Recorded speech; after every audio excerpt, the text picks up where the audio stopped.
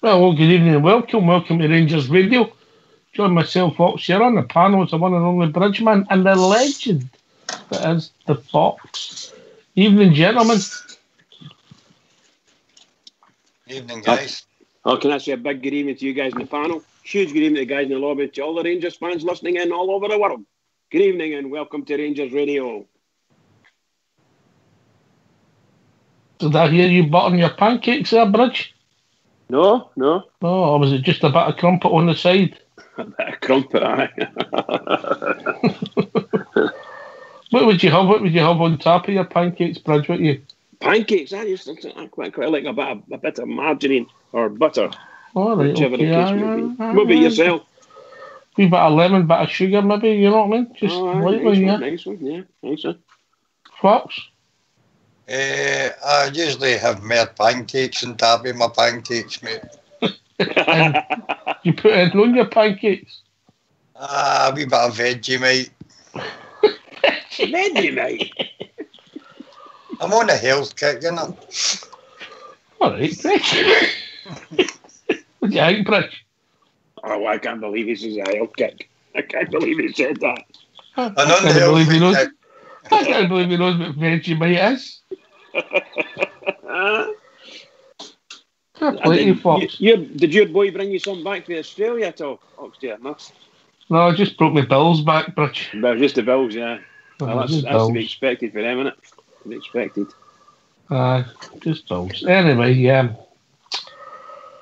well, we've had sort of a couple of days now to reflect on a poor performance at Aberdeen, Bridge, but we're still in the cup and we move on and we've still got a chance at a double. Yes, indeed. It was really, actually, now you think about it and think back on it, I'm very pleased we didn't get beat, obviously, but I think we warranted at least a draw, and I thought in the second half we were a far better team and we were getting a wee bit bullied about the place in the first half, but I think we turned it around and did very well, scored a smashing goal. Possibly our Rangers man of the match would be Worrell, possibly a goal scorer, so the rest of them struggled a little bit, you know. But, no, I'm very happy. Fox still in the cup? Aye, just with the skin of our teeth. Joe Worrell got us out of trouble there, but we'll rectify that come Tuesday, mate. All right, here's a big question then. You ready? Right. You ready, Bridge? Yes, I am, pal. Yes, you got your fingers on the buzzer. A new addition to Rangers Radio used to get your fingers on the buzzer. Right. We had the draw just purely on cup ties. Would you play Morelos next Tuesday? Fox. What'd you come at me for? Look, I know he's got a booking hanging over the top of him. Excuse me, would you play Morelos next Tuesday? Yes or no? Aye, you've got to play your best team, mate. Right, and we'll need our top goal scorer to get there. All right, will be yourself, Bridgeman? 100% play him, 100%. All right, okay. If anybody else has got any different views, which should they to join us, Fox? If they call Rangers Radio online, I have a lot of people as contacts already. When you call through, I will drop the call and then I'll phone you straight back and bring you into the conversation. That's only in Skype now. We cannot at this moment in time accept phone calls. We're trying a wee workaround to get the phone calls going again, mate. It's quite difficult, but we'll get there eventually. We'll get there, Bridger. We will indeed. We'll work it out. I'm sure of it. For me, I agree with you both. I think we've got to play Morelos and see where it takes us. The most important thing is getting through, yeah? Yeah, I think we've got to give Morelos a bit of credence because the truth of the matter is, he played against them and they actually swapped over. They set that Considine on, which eased the pressure on the boy McKenna a bit because he wasn't up against him a lot. So the Considine boy was all over him. It really was like a rash, you know. And I'm quite sure there was a couple of times in there, there was fouls here and fouls there that we never got, you know. But I'm quite happy that he plays. He never bit, except for one wee bit of how they managed to highlight that in something like 95 minutes of football, how they managed to trawl through and get that one wee bit where Morelos is a wee sly cricketer, you know. They're just sleek it. That's what they are, BBC. Sleek it. I think they do it deliberately to wind you up, Rich. Deliberately. It's not just me. I have to say this to you. It's not just me. Seriously, the BBC are heading in a big way. They're heading south as far as the Rangers fans are concerned. Nobody wants to know them. They've got a new channel in there at the moment, and I'll bet you within a month they'll be crying because they don't have anybody watching it. That's what's happening. They thought that everybody would just jump onto that Scottish channel and be all anti-Rangers, and that'd be it, you know. No. The BBC have got to change their ways, otherwise they're going to be in a lot of trouble. I think so anyway, folks, Oxy and Fox. I really don't know what anybody else can see other than this one-way bias, one-way selectarianism. It's just all there. It's primed. They're going to bring in this, what do you call it, this new thing. Excuse me. What do they call that? They're going to bring in, I can't remember the name of it now for the phrase. And it's all against Rangers anyway. It's all against Rangers. I'll blow up in their face, mate. I'll blow up in their face. I hope so. I'll say where Scottish football made a mistake, in my opinion. The 2016 Scottish Cup final, mate. If that was the final. Yeah, right. If that was exuberance and what happened, mate, and they never reacted, and since then things have started going pear-shaped. Because what isn't acceptable if that was acceptable? You know, we were at that game, and we were.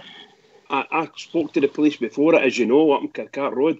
Why are you letting Hibs fans up here? This is the Rangers end. Why are you allowing these people to walk in and into these shops up here?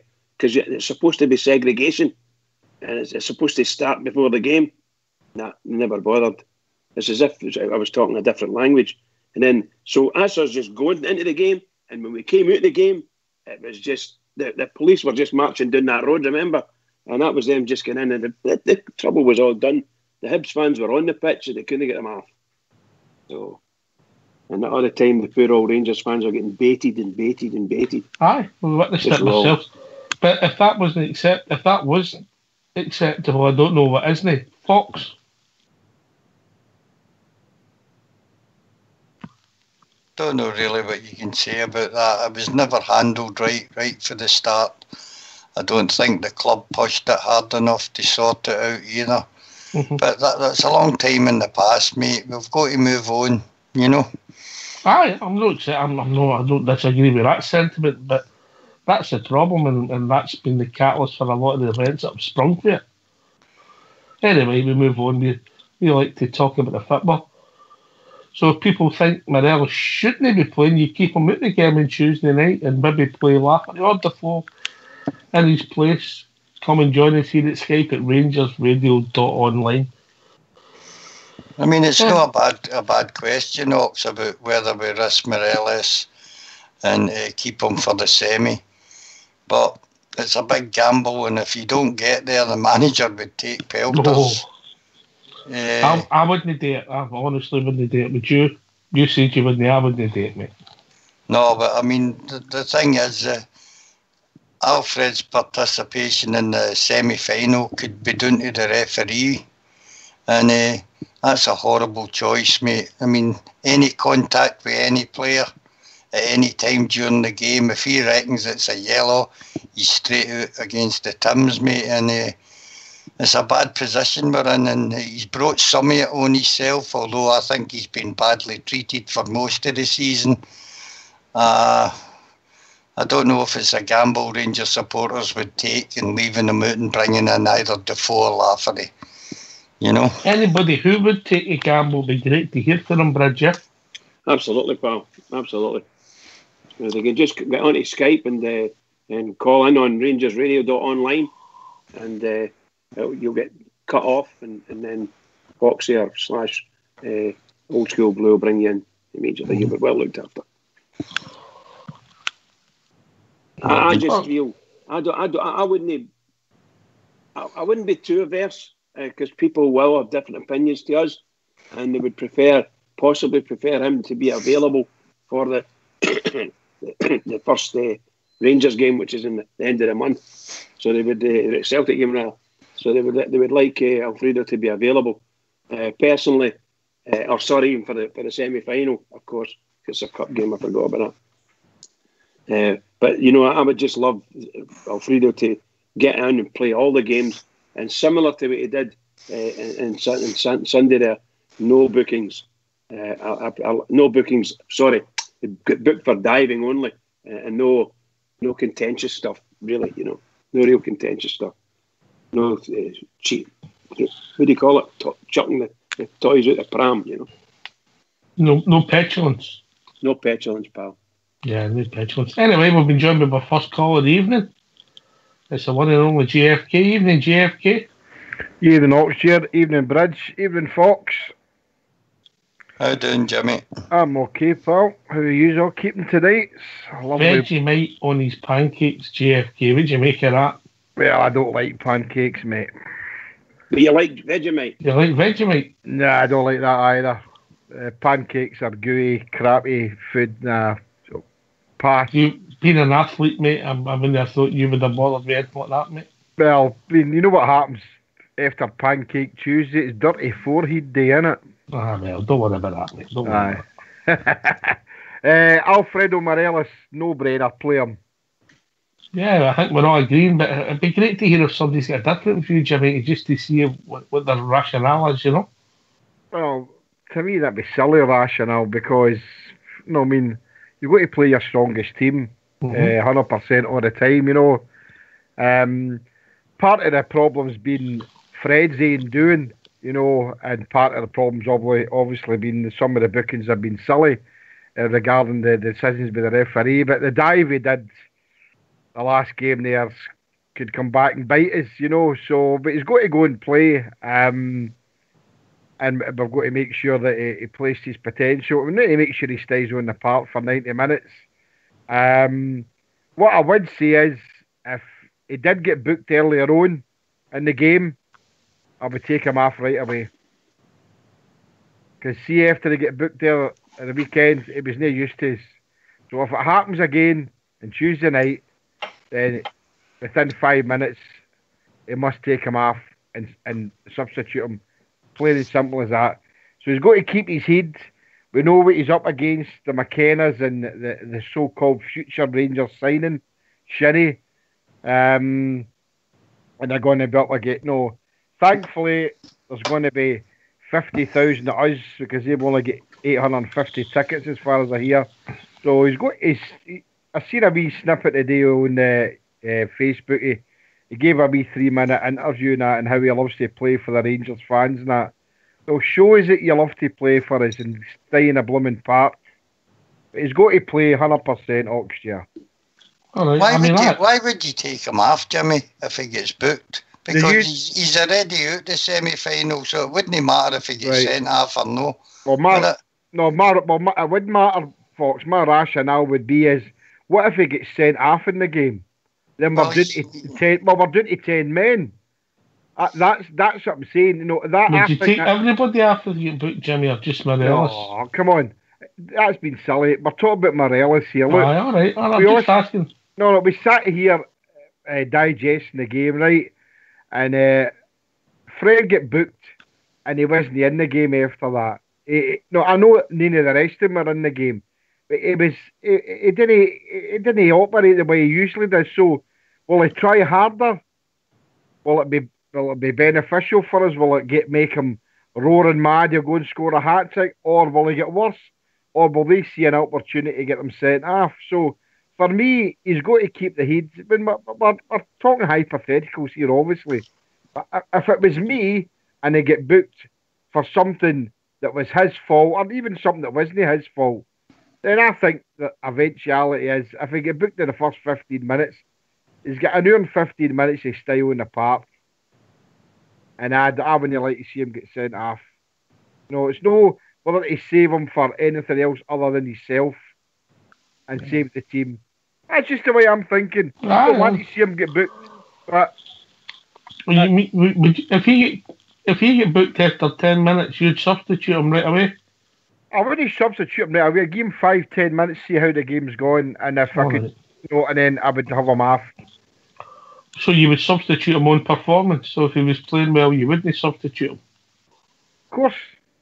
All right, okay. I'm just trying to work out your rationale because I get the rationale is that if he gets sent off, we're down to 10 men. Mm-hmm.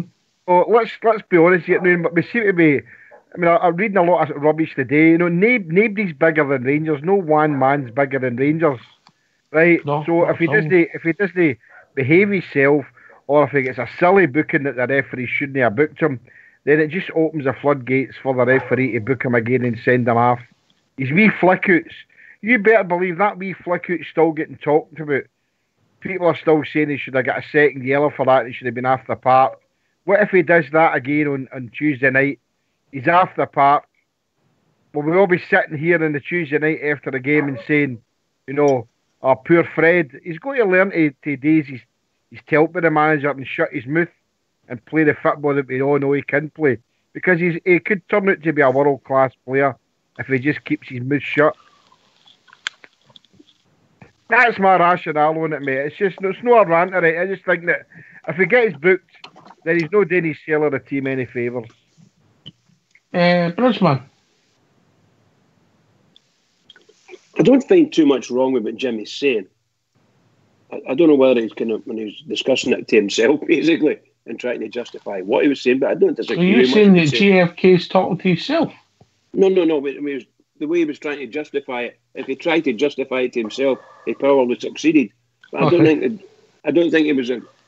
How can I say it? Sometimes it's difficult to justify what you're saying when you know yourself. You believe it, but everybody else believe everything you're saying. It kind of scrambles the brain a wee bit when you're talking about it. But I don't disagree with the sentiment what he's saying. As a lot of Rangers fans think the same thing. If Morelos falls foul of the referee, the minute it happens, the manager has got a big decision to make. And sooner or later, he's probably going to have to make that decision. If it's close to half-time, then he probably just leave him off at half-time. Because he can't afford, one, to get him red-carded. Because that's going to be a two-game ban. We'll lose the man, and it'll be a two-game ban as opposed to a one-game ban if it's a ban at all for the two bookings, you know. Because I think the two bookings stand, but a red card adds up. So you might end up with a three points. So it could be a 3-game ban you end up getting with a red card in the Scottish Cup. If that's the way your fans are feeling, mate, what's the point? We'd be as well just wrapping the boy up in cotton wool and selling them in the summer. I think it's tactical, Foxy. I think it's tactical. That's all. No, I mean, the only person that'll cause harm to Morelos on Tuesday night for me will be the referee.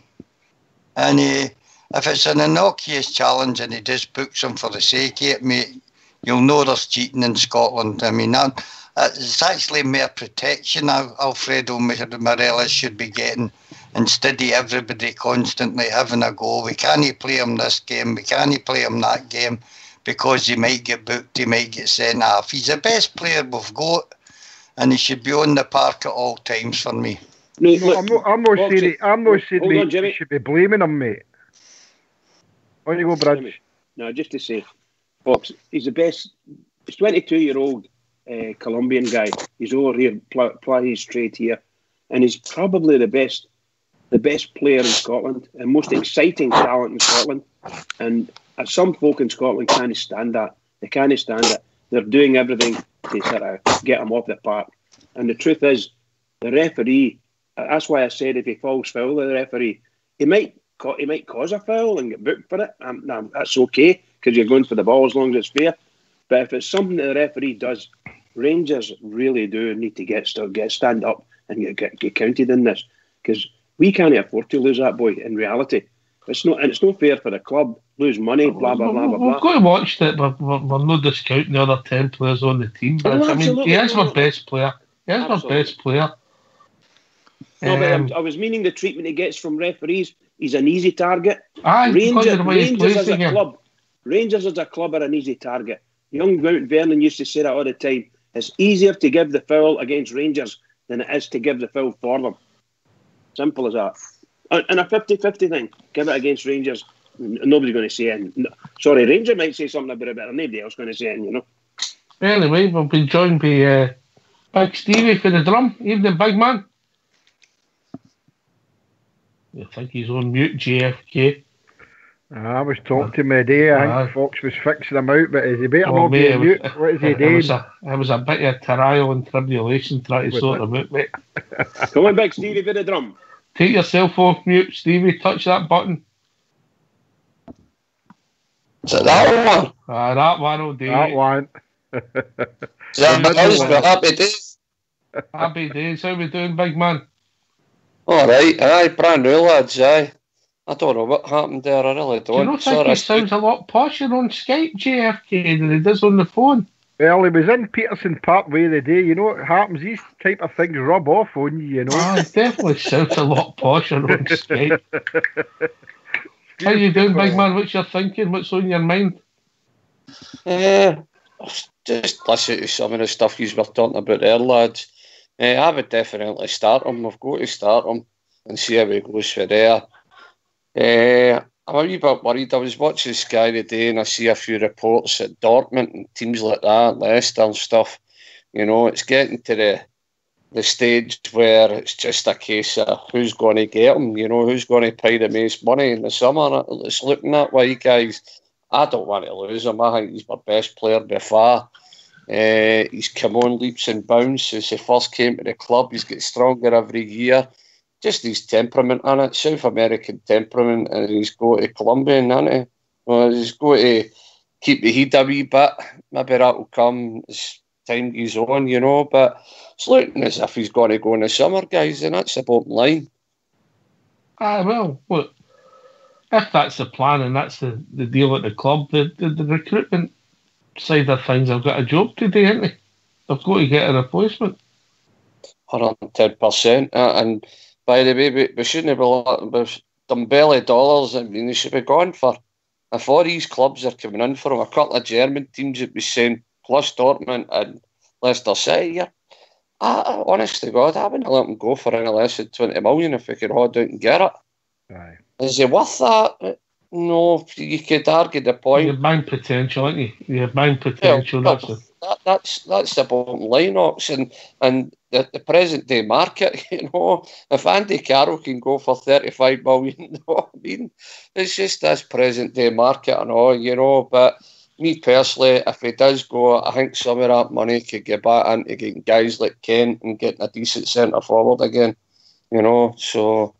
I don't want to see him going. I like the wee man, you know. Just hope he can. There's a turn to the end of the season anyway, because it's looking as if it'll be off-skate by the looks of things. My view with him and all players, Stevie's simple. If he wants to go, you make a deal and you let him go. I wouldn't want to try and keep somebody that didn't want to be there. I think it was JFK was saying there, Ox, nobody's big in the club, you know what I mean? No, we've seen better centre forwards than him go. The bottom line is just, I've just got a horrible feeling about going to get somebody like him back in again, you know, for the money that you're probably going to want to spend. But who knows? As you said, you don't want to play for that team, the jersey. Well, just let them go. Unless it's been there. Bottom line. JFK? Just to ask Stevie there. How you doing, Stevie? Did you hear what I said earlier on about Fred getting booked on Tuesday night? I know it's all hypotheticals and that, but how would you feel about whether it was a silly booking for the referee or an innocuous challenge? Would you keep him on the park Would you try and keep him on for the full 90 minutes, or would you tactically substitute him? See, it's how the game goes, isn't it? That would be a big part of it, how we're doing. I mean, for 3-0, not to go to take them off. I'm not talking about it. Suppose it's the first quarter now, and I'm not if it gets booked, I don't know, Jimmy. I think I might maybe keep him on the park. I really would. I know it's kind of running the gauntlet a wee bit. Does all the cards not get rescinded anyway when they get to the semi-final? No.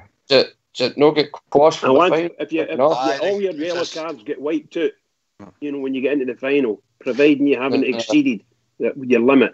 So if you exceed the limit, if you get 2 yellow cards, you won't get. You'll be banned in the semi-final. But if you don't, if you only get the one, those yellow cards are rescinded when your team gets through to the semi. It's an absolutely stupid rule that. Yep. That you hit 2 bookings and you're effectively out the next cup game, especially in Scotland where the game is very physical. I think it's an awful law for me, and it should be stopped that right away. Don't you think it's a really good law for them across the road? Because for them that don't get booked. I'm saying that if you look at their stats, they're hardly a booking. And you know, considering the amount of games they play, there's not very many players booked. And yet they're involved in a lot of heavy games, you know. And they're involved in all the tackling as well, you know. Guys, I've been saying it on the show for a wee while. We've been refereed at a different level for a long time. And rules like that there, 2 bookings, just doesn't help us at all when it comes down to referees in this country, you know. And if you look at their stats, as you were saying there, Bridge, and look at ours, it'll probably be night and day. You know what Absolutely, I mean? pal. But we could talk to it till we're blue in the face. The only way to beat and get round stuff like that is win games. So that's the only way we're going to do it. I know my rationale is a bit extreme to the point about Fred, but I mean I want to win this game like the rest season more than anything. You know, I want to be playing the puddle drinkers in the semi-final like the rest is, and we just need Fred to stay on the park, you know, and Fox hit it there. You know, if he does eventually maybe get sent off, then he's banned for the final. If we get through the puddle drinkers, you know, because it's the yellow just follows on. It's a double yellow, so to speak. So I don't know. I mean, I'm a bit disappointed in the dive that he did, you know, because it was a silly thing to do. But it's 9 times out of 10, a lot of players will maybe get away with it. But Tuesday will tell. Tuesday will tell for us. You know, I'm glad it's a sellout. And many bears there cheering it on. So is it sold already? Sold it. Is that right? Wow. So it's a Kilmarnock game. Jimmy, there's a classic example of what we're talking about there. You're disappointed with the dive that Fred done. The Aberdeen player done the exact same thing up the park, got away with it. I mean, we're talking about refereeing, and that's a classic example. The refereeing in this country. When it comes to a guy in a blue jersey, they're quick at getting in their pocket and getting out. The yellow cards out. That's a bottom line. JFK, I don't know if the game is sold out on Tuesday. What's happened is the season ticket, the turns haven't been sorted yet. Or they've assumed that all the season tickets are taking their tickets. Obviously, they don't know yet, do they? Yeah, well, I went on the day. And it says sold out sign on. I know what you're saying. Aye. Season ticket holders have got to Thursday basically, 5 o'clock, and then after that the Friday morning, or maybe it's a Thursday. There's going to be a general sale. Aye. I think there'll be a few appear then, mate. You know. I got my email. Oh, whoops! I got my email for the Aberdeen game. Wow. So Stevie boy, they mics are so sensitive on Skype, they can pick you up beating the kids up, mate. Poor Stevie. I know. Poor Wayne's putting up with him. But I you know,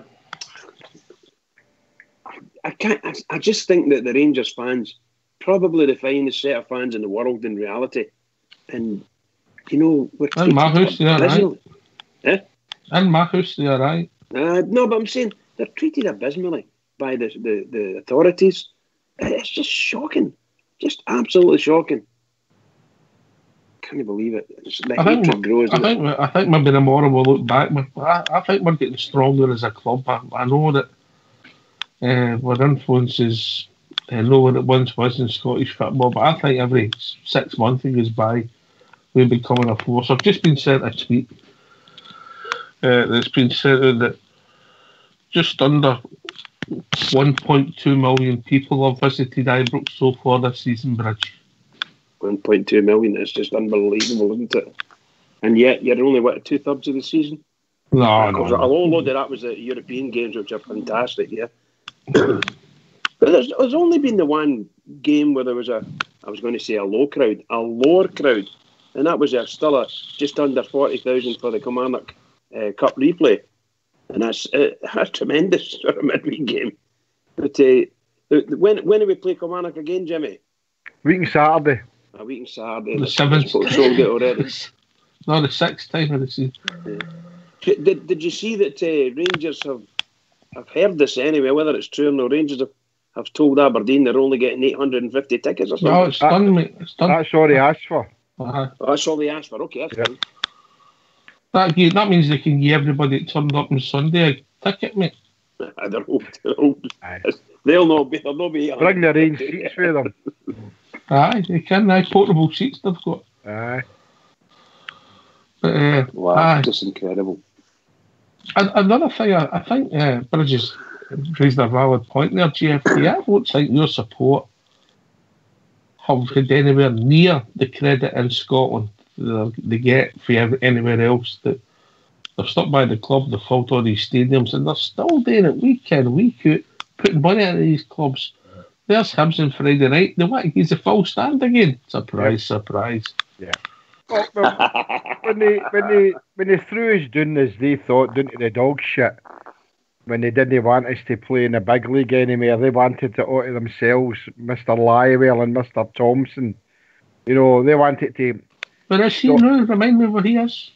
Exactly. They got knocked out the cup and all, didn't they, Thompson and that, right? So, but the fans travelled in their droves. They went in their droves to the Brecons and the Alloas and the Cowdenbeaths, everywhere. We're filling Ibrox every game. The European run was absolutely phenomenal. You know, the amount of fans, Bears have been away from home, but the amount of Bears that filled Ibrox every European night was a joy to behold. And every Ibrox game they knew in League and Cup is a joy to behold. 40,000 for the last Cup game. And it'll be the same, probably more, for the next Cup game against the Sheep. But we're never going to get credit, Oxshire. Never, ever, ever going to get credit. Because, like the referee situation, when we are refereed differently, and I totally agree with that, and that's my rationale on the Fred thing. But that point's done now. But the fact is, we're never, ever going to get credit. We're Rangers. We're the establishment, the club that runs Scottish football. And we always will, and they don't like it that we're just near the top. Right? They want us to be middle league. They always said, when Rangers come back, you'll just be a middle league team. We're second in the league, 8 points ahead of the Sheep, and fighting for a title. And the only reason we're not fighting harder for a title is because some of the silly results we've had. And they don't like the fact that the Gers are here again. They don't like it. No, they don't like us. We don't care, mate. So we're getting stronger. We're getting stronger. Stevie, you back with us, mate? You still on mute? We came off on mute. Bridge? No, Jimmy's right. They don't like it. We're close to being able to stand completely up and straight back, straight legged, and take the weight again. I think a lot of that's to do with the sterling management we've had at club at board level. We'll come to that tomorrow night, mate. We'll come to that tomorrow night. I'm saying that they've been a godsend, and the fans have been absolutely immense for the club. So between the fans and the board, you can't say anything wrong about them, because they've been unbelievable for our club. And I sit here now, and I feel different to what I did in 2012 when I thought we'd lost the club entirely. So, that's a new hairpiece you've got. You look different. But I'm just so happy where we are, and so grateful to all the other fans, not just myself, but all the other fans and the boys on here and the old Rangers chat. And we did what we could, and we rallied round, and the troops came in, and we did it. And we were down in the lower depths of the Elite Football League, playing in places that you couldn't dream of playing.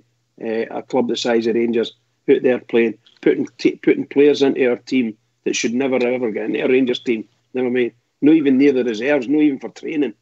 Some of these players that we had playing for us. And it's just where we are now is just night and day. I'm so pleased, so pleased. All right, you're back with Stevie. I'm here, lads, yes. Any thoughts on the support, particularly support, not so much the club, the support, having the credit due. Just under 1.2 million people went through Ibrox so far this season. That doesn't surprise me at all. The one thing that our club knows it's there in abundance is our crowd, but everywhere we go, for instance, we're a wee friendly there in Germany, and I think we took something like 10, what would they call it again? The German pub, we took 10,000. 10,000 bells marching through that city up to the Grun. Absolutely fantastic. We've kept Scottish football going with the blue dollar. And honestly, I know I was listening to you there, Oxford, about Easter Road. They've offered us a full stone again. We know they're going to do that. When they think they've got a chance in, they're going to put us back down to half and all the rest of it. I just wish, I know it's hard for all the bells that go week in, week out, every week. But I wish sometimes we would just go, no, what? Keep your tickets. Because they wouldn't know what's hit them. But they've got us with the Ghoulies because of our loyalty to our club. And no matter where we go, we're sold out. We're the only show in town. That's the bottom line. Yeah. And I'll be there on Friday with the Bear Club gone bananas and that end. Maybe that's how I got a couple of tickets because they've given us a full end. But I'll be there anyway. We thought for a minute you were putting them on the show, but that's another story. Fox, you said something the day pre-show about you just wish that we could. You weren't advocating a boycott, but you were advocating that we didn't go to people who didn't treat us right. It's just carry on that we don't seem to have any backing for any of the clubs in the SPFL, and the only way you'll get them to fall into line, some of them come as if you don't go to the away games, mate.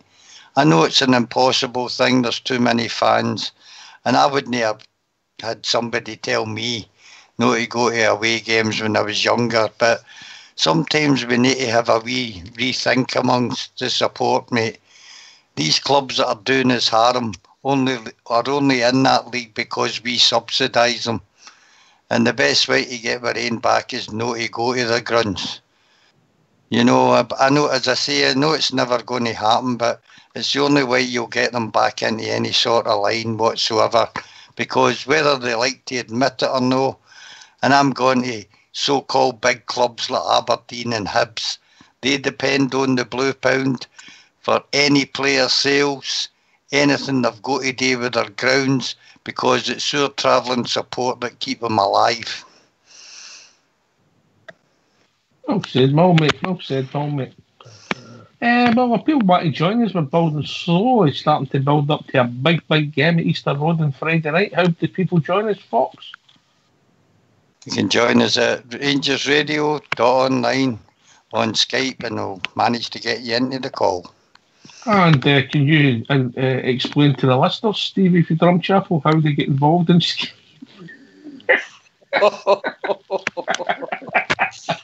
Can I leave that old school or Fox? Well, it's quite easy, mate. If you're on most modern phones now, the Skype app is already there.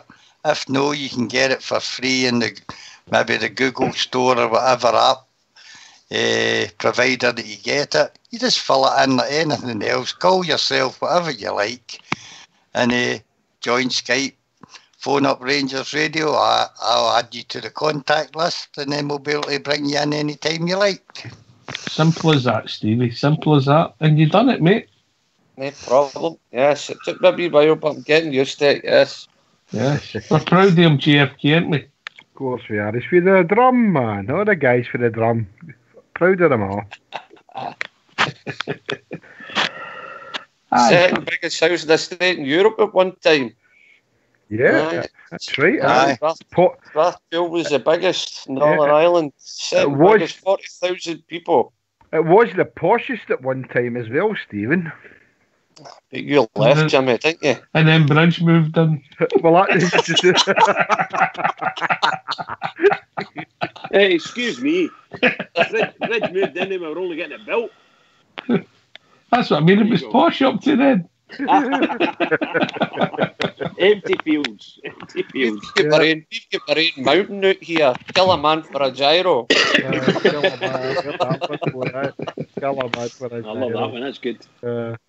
Oh dear. Friday night, Stevie, you're getting through. I mean, the league's not done yet. I mean, if we win, you don't know where it's going to take us. We just hope we can go on a great run. And well, listen, the way I look at it is, will puddle drinkers across the city drop more points? Yes, they will, and it's up to us to cash in. We've just got to keep at it, Ox. Until it's technically done, we've just got to keep the sleeves rolled up and get in about it. They can't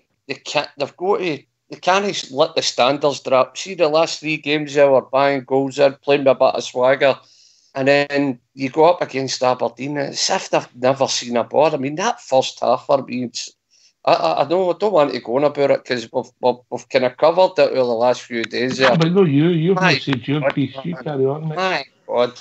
I mean, it was as if we'd never seen a ball before. They couldn't pass, they couldn't find their bit, the basics they just couldn't do at all.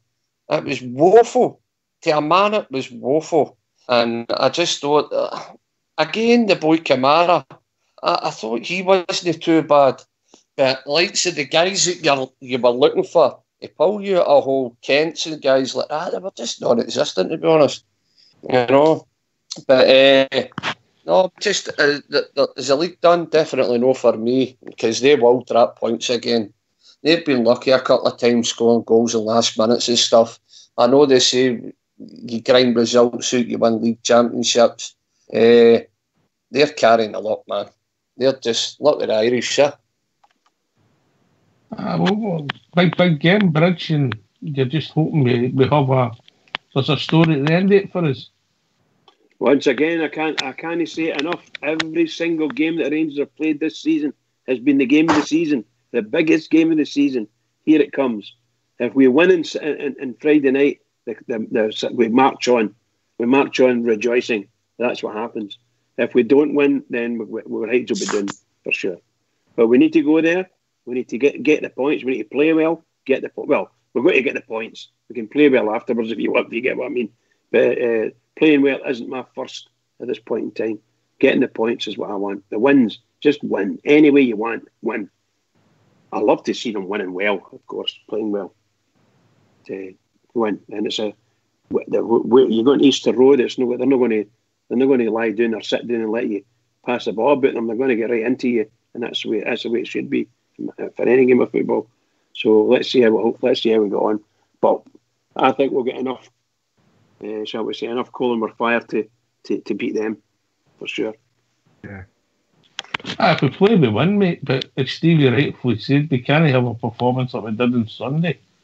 JFK. Well, we've not got a big mixture of youngsters, Jimmy. We've got quite a lot of young lads in our team, so it might be something to do with that. A wee bit lack of experience. These guys are coming into a game and they're playing well one week and not so well the next. That might be doing it a whole multitude of reasons, but primarily it might be just a bit in the lack of experience. But I take my hat off to them. Sorry, Jim, I didn't mean to. No, you're right, Paul. No, I mean the game on Friday night is our biggest game of the season because it works twofold that because we win the game, it gives us good momentum. We're still in the league, and then we're looking forward to the Sheeps game on the Tuesday, which means that we're going into that game as winners. But if we don't win, if we draw or we lose on Friday night, and I'm confident we'll know, then. But if we did, then we're all get the downer that's the league going into it now. But because if the puddle drinkers beat the Sheep on Sunday, the gap goes to an inch amount.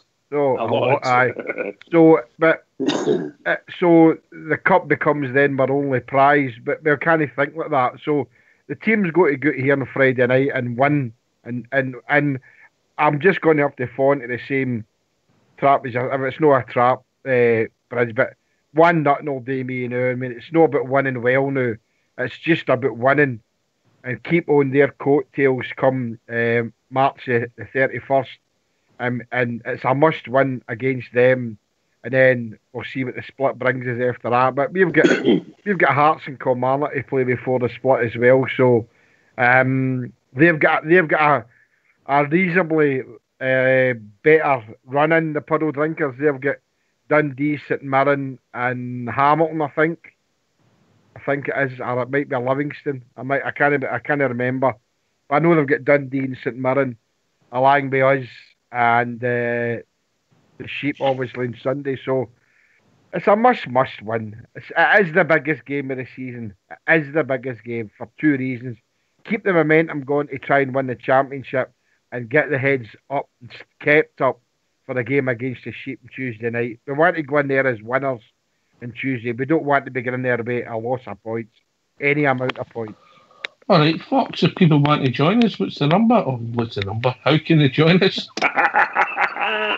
They can join us on Skype at rangersradio.online. Yep, and how did they, and once they contact us, then what happens? If they contact us, if they're already on my contacts list, I'll drop the call and then bring them straight in. If you aren't on my contacts list, send a friend's request and I'll answer it and then bring you into the call. It ain't too difficult, is it, Big Stevie? No, not at all. No, once you get took maybe 10 minutes to play about it, but once you do it, it's no problem. It's fun. Yeah. If GFK and myself can do it, anybody can. Is that fair, Bridge? Absolutely. Wow. Oh dear. I've got a mobile phone, and people say to me, "Do you can send me this?" I'm saying, "No, I can't." Yeah. There's the phone. You send it to yourself. I'm not mentioning any names, but me and Fox have been stalked since 6 o'clock tonight with stuff sent to us. Is that right?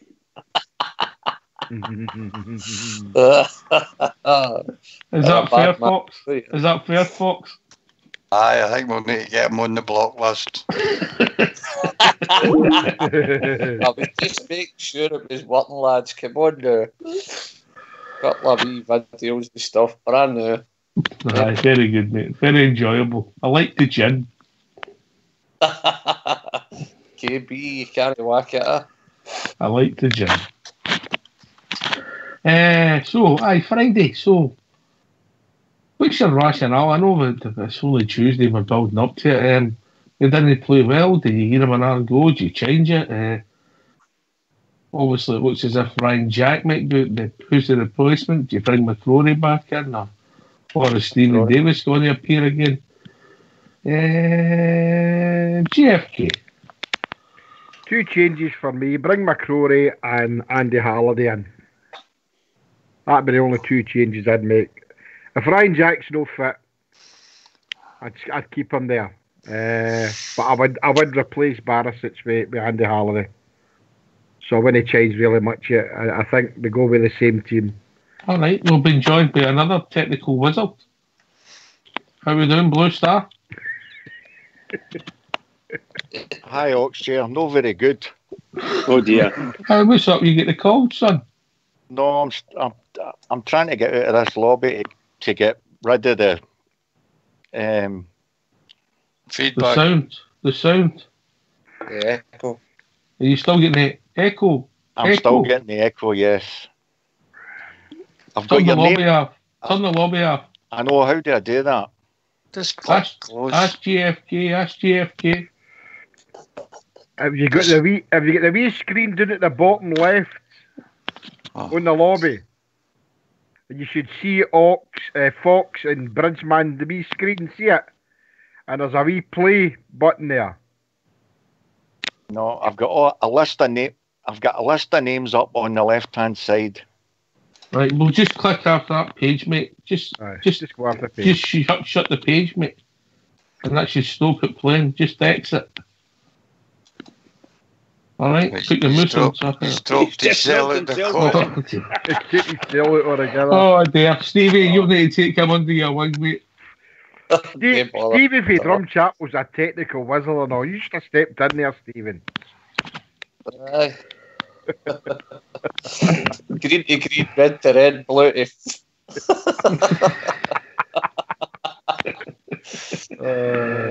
Maybe a true word to the chest. Remember, sorry, GFK, you were coming in about Friday night there. Can't remember now. You two changes you had, you McCrory and you were... If the enforced changes, if it had to be an enforced change, then it would be, obviously, I would put, I'm going to play Davis, I'd play McCrory. And the change I would make tactically would be Halliday for Barisic. I don't think Barisic should go to the new, I don't know why, but no, that would be, I'd play same team, only with an enforced change McCrory for Jack, and a definite tactical change for taking Barisic out and putting Halliday in. Other than that, that'd be a team. I believe, I was hearing that Arfield's doubtful as well. Oh, right. That's what I was hearing. So I don't know if it's true or not. We'll take it when it comes, but if that's the case, then we'll go it. Oh. Fox, you've always said you like Morelos in a different role. Would that be the case if Arfield doesn't fit? Well, what I say, mate, what Stephen Gerrard does is two completely different things. I just think that he wouldn't get so involved with the centre halves if he was a deeper line out of the two strikers. I would have, this has been my front four, in a 3-1, I'd have Kent, Morelos and Candias, and up front the four. Because I think Morelos could play as an attacking midfielder. I think he started his career as a midfielder. He knows what the position is. And he'd also arrive in the box at the right time for me. He'd be willing to shoot from outside the box. As we all know, he's no scared of having a pop. And I just think that would stop the defenders climbing over the top of Alfredo and give him a bit more room. That's all. But there's a bit of common in that, Stevie. Aye, they're common savvy, isn't it? 100%. But for me, if Arfield was the player, I'd play Stevie Davis. I would give him a shot. I know he's no the Stevie Davis of old, but I definitely he's got that one pass in him to split a defence. And what Fox was saying there, I can't argue with it. He's totally maybe right 100%. He lies a bit deeper, he's away for the centre halves. And he's no. Listen, he can hold a ball and bring people in. I can't argue with that, but I think he's still my best centre forward. Stuff, he's still my centre forward, and is it a night for trying stuff like that? I think we've got to go with Stevie Davis if Arfield's not there. For me, anyway. What about him and Halliday? For instance, a lot of folk are thinking Halliday could maybe do a job in midfield, but if you're going to bring Ross McCormack in. To play Ross McCrory, to play in the Ryan Jack's place, then that's obviously a position taken up. You could use Andy Halliday in there as well. So that could be a help in the midfield there, the defensive side of things. All right, Blue Stars back with us. How are we doing, the technical wizard? Blues. Come on, Blue. Come on, Blue Star. We're all rooting for you. No. Technical wizard probably known as Harry Potter, but there we go. I think the Barisic one is Fox. He's a guy who's at times looked excellent. He looks no uncomfortable on the ball, but doesn't he look a natural defender? But how do you sum him up? He was, when I first seen him in the European game, I was glad when we signed him. I thought he'd be a great addition on the left-hand side. But I don't know whether it's the physicality of Scottish football. No, I don't think he's looking the success that we'd hoped he would be. I definitely don't think he's any better at defending at left-back than, say, Lee Wallace was. Good going forward, but not so good at defending for me. Another guy that doesn't look as though he can header a ball at the back. I'm a wee bit disappointed in Barisic, if I was to be honest. JFK? I can't argue with what Fox is saying there, you know. It's just doesn't seem to have it now.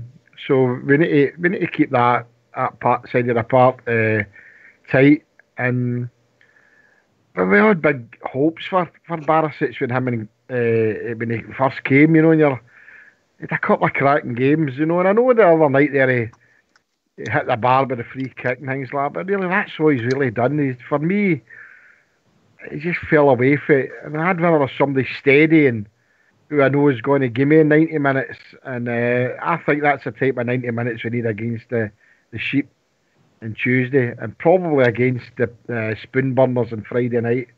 So for me, I'd be putting Andy Halliday in all day now, just on current form, mate. Stevie? I can't disagree with that. I just think he's been, when he first came, I was the same as Fox. I thought, man, what a grocery of ball this boy is.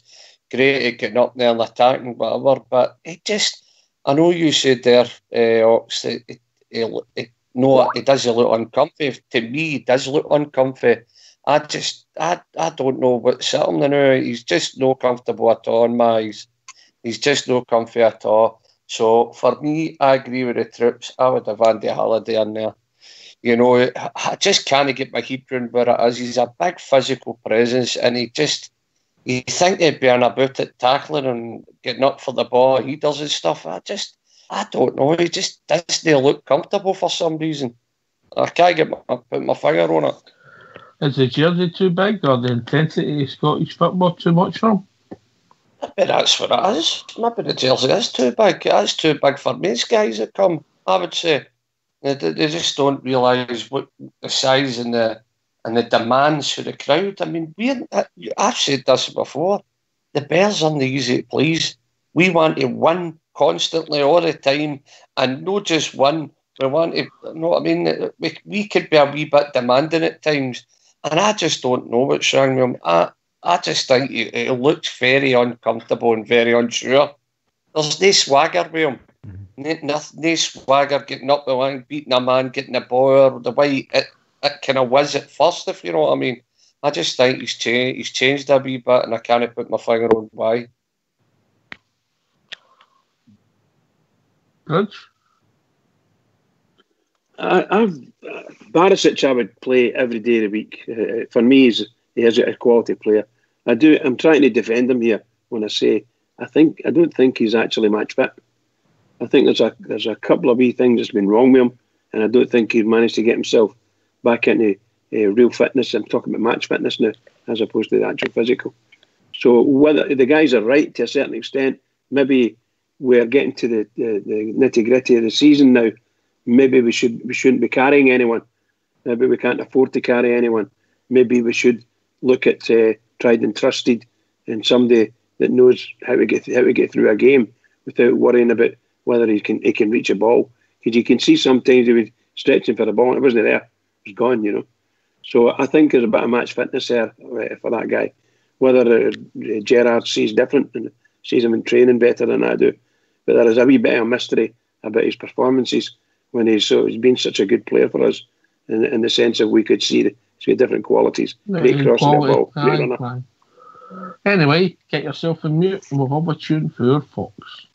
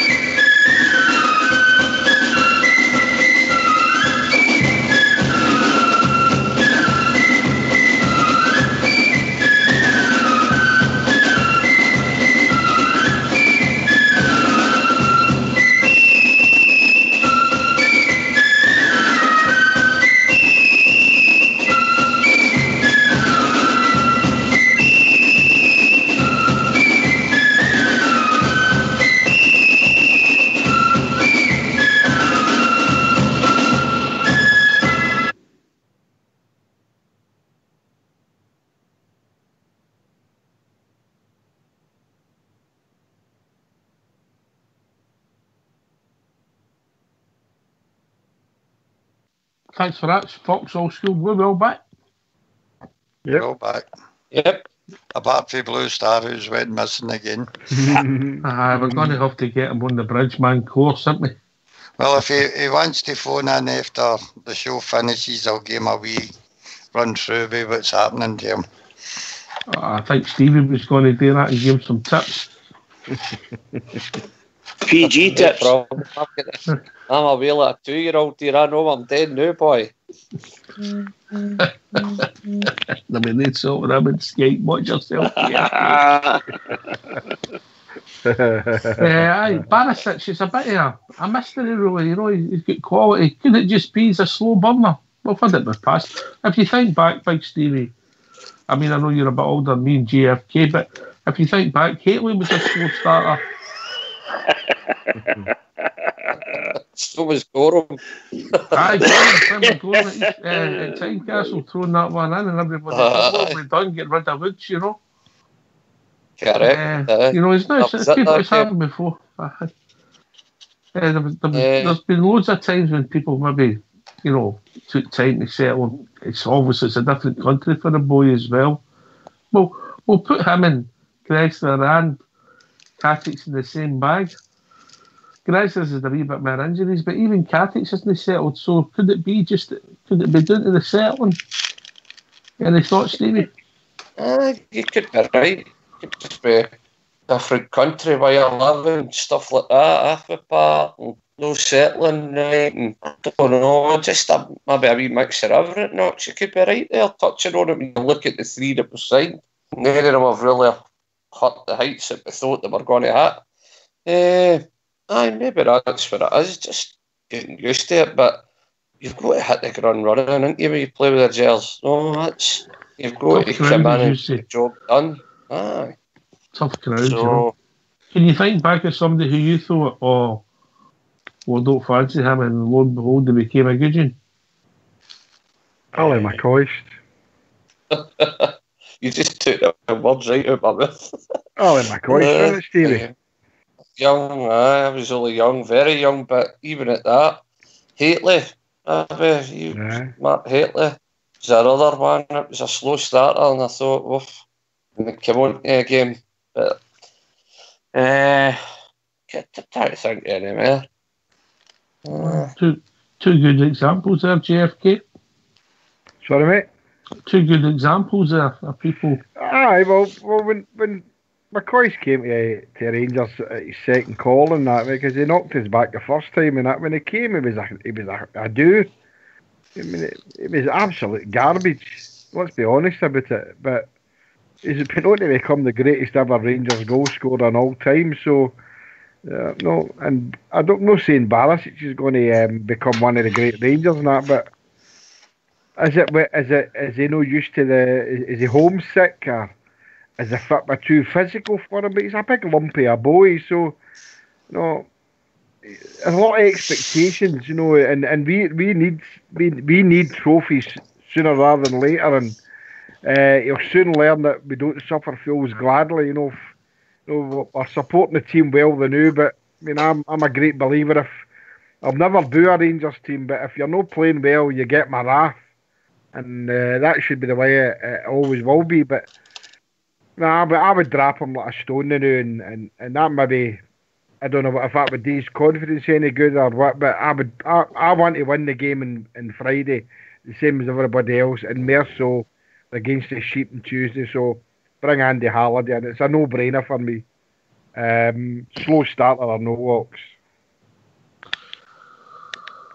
Could you actually say that about Andy Halliday? I mean, in the top flight, I mean, obviously he was a fair play for us in the Championship, but when we got promoted, I thought he's lack of pace, but this season I've got to take my hat off to him, JFK. I've said here before, but the gaffer, if you remember he pulled him aside after, I can't remember what game it was. Big Stevie will probably keep me going in this. He grab Andy Halliday and he was cuddling if he's his wee brother. So whatever Stevie Gerrard's done with Andy Halliday, talked to him and pulled him through he should never have been sent away to Azerbaijan or it was sent to. That was nonsense, you know. But give him his due. He's come back, and aye, look, Andy Harley's never going to be a world beater, Ox. We all know that. But it gives you 110%. And you know something? That's all I'm asking for in a man in blue. He comes onto that part and gives me 110%, and I'm happy with that. And that's win, lose, or draw. You can't ask for any more than that. And we don't seem to have that many. Look, we're spoilt. Guys like me and Bridge and probably yourself are spoilt a bit, and the fact that some of the players that we've seen in the past playing for Rangers and Fox, some fantastic world-class players. And we've not got that anymore. So, but guys like Andy Halliday, if you see Andy Halliday punching the badge and kissing the badge, does Andy Halliday means it. He means it. He means it, mate. I'm talking about guys that give 110%. We've been joined by Blue Star, even Blue Star. Speak to us, Blue Star. Speak to us. No, he's gone again. Listen, Ox, here, can I just say there's a statement being put in the lobby from the Aberdeen supporters clubs, right? So as a fan statement, can I read it out? I don't know if you feel off there. It's what it says. I think it's interesting for Rangers fans. I think in the light of Rangers' decision to only allocate 1.7% of the tickets to Aberdeen supporters for the forthcoming cup tie, and with Aberdeen seemingly accepting the situation without a fight, we have come to the conclusion that for Aberdeen supporters clubs' concerns, we are now about how we are being treated to be recognised and acknowledged. It is now time for direct action. We are calling on fellow Aberdeen supporters clubs to run buses to Glasgow regardless of a ticket allocation. We will inform both Aberdeen, Rangers and the police that we expect over 10,000 supporters to attend the match. Both the clubs and the police will suddenly take notice of... Both the clubs and the police will suddenly take notice of 9,000 sheep running around Glasgow without tickets. Make no mistake, Rangers are manipulating the safety certificate clause to keep us out. The SFA are ignoring their own rules and won't change the venue, and Aberdeen won't do anything. So it's down to us. Direct action is the only way we will get them to acknowledge us. If we get the numbers to attend, I'm sure they could think twice about cutting our rightful allocation. Should we draw them in any of the cup competitions next season? There you go. How's that for Aberdeen fans? How's that for an irony? Oh, no. I've not laughed so much for a long time, Steve. Wow. Oh, brilliant, man.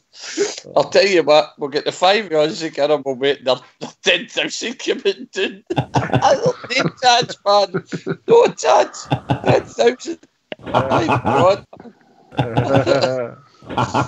Oh, no danger. Don't you think it's ironic for them to even come out and say after that? Apparently that's Aberdeen fan statement. I don't know who it was. It was posted in our lobby. It's good. Thomas Anderson, age 12, mate. Yeah. Imagine coming out and saying that. Imagine coming out and saying all that rubbish. Dear. Dear. I'm glad I read that. It gave me a laugh. Even fold the pen and Sunday there. Couldn't even. I mean, there were seats everywhere. They're asking 10,000. There was 7,000 empty seats, mate. Unbelievable, man. It's absolutely shocking what they've done. And ironically, what they're saying is that they're saying some of the stuff that I've been saying is the authorities should be stepping in. And I'm complaining because Aberdeen Stadium was badly underused for a Scottish football quarter final. Couldn't get the words out there. Scottish Cup quarter final, and it's badly used. And lots of people wanted to go to the game but couldn't because of the way Aberdeen have, shall I say, allocated the seats, and it's just shocking, absolutely ridiculous. And the sponsor. I'm saying that the sponsors and the SFA should hang their head in shame. There's a lot of folk when I went to that game, they could have a full stadium in there, a packed stadium. And Oxtear said it a couple of months ago there, or a couple of weeks ago, when this all came up. If you don't have the stadium, if you can't meet the rules, you shouldn't be in the competition. Finished. And that's what they should have done with them. Put them out. Yeah. That was quite good, wasn't it? Yeah, that's a chuckle, aye. Go on then, Stevie, in you come, mate. I was just going to say, Bruds, they hate for our club. They would rather cut their own throats money-wise than give the Bears more tickets. And that's just how most of them do it. And a statement like that, I mean, they should take that to the comedy stand in Glasgow and read it out. That's hilarious. Guys, Absolutely. do you think that the Spoon Burners decision to offer us more tickets is anything to do with Hingway Methadone Mick? No being there now. Jimmy, I think the Spoon Burners doing that's the last big pig check, isn't it? Aye, but probably. Methadone Mick's no there anymore, so all of a sudden they stopped giving us the tickets. But I want to see every seat taken, and if the Rangers fans will fill it all the time, the Bears will fill them. Stevie, you know that. I mean, you're there now. I mean, my time of going away games is gone now, but I mean, we used to go to away games and there wasn't an empty space anywhere. But now it seems to be common. The Rangers go to town, then there you go. Rangers sell 5,000 tickets. We'll sell 3,000 and we'll leave 6,000 seats empty. What good does that do them? Is that just to try and get back at Rangers? Well, I'm not nearly say that there, but I'm not. Them is cutting off their nose to spite their face. Well, that's a bit. Of course they are. Of course they are, mate. And it's absolutely disgusting. Disgusting. And as you said before, if likes the sheep, if they turn around and say that their safety certificate doesn't cover them for a Scottish Cup tie, as I said to you, it should either be. You said they should be thrown out of competition. But what I said that the idea would have been is put the game to the Spoon Burners Grun or Hearts Grun, because the two teams were playing at separate days. You know what I mean? And they could have done that. And I think it's absolutely scandalous. If somebody who wrote that is a wee Wayne or they're on the Jack and Ori land, because that was a good wee story. I never chuckled so much in all my life. So the truth of the matter is it might just have been a wind-up, you know? That's a good one anyway. I would think, well, maybe not. We'll give him one more chance. Do you think he's managed to join his Blue Star? Come on, Blue Star. Come on, mate. Come on. Here he is. Yeah. Come on, speak. Oh. He's on mute. Is it one of the Union Bears? Is it on a silent protest?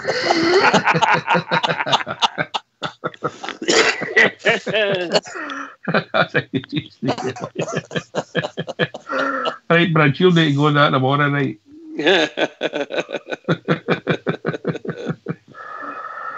Aye.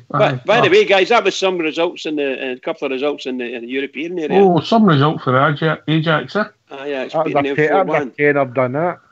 What did Furry's guys at? What left it 2-0 the Ajax? 4-1. 4-1. Oh my god.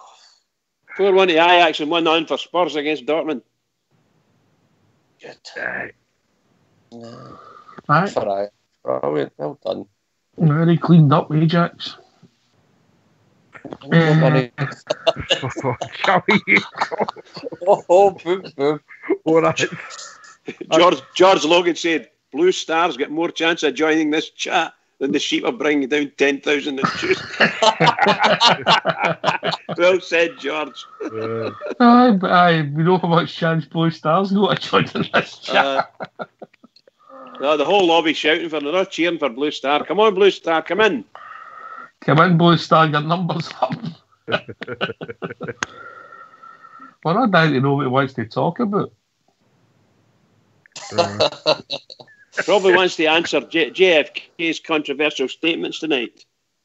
Oh, controversial. Oh, no, you never made any tonight. Yeah, I always do. Right, whatever we want to think back.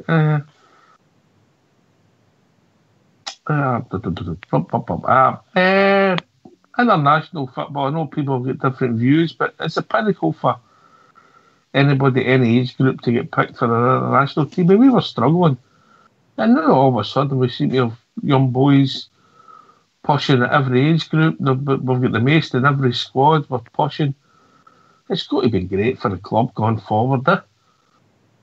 When did Fox, you read out somebody there was a boy playing for under 18s who's been called up for Portugal.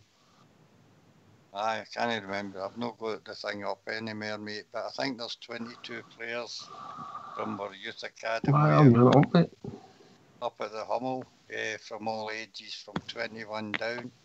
And it's a great sign that the academy's starting now to really turn there some good kids. That was no more evident than we were over in Qatar there and won that wee club thing. And a terrific achievement for the young boys. And a lot of the young boys have been rewarded with call-ups to the national youth teams.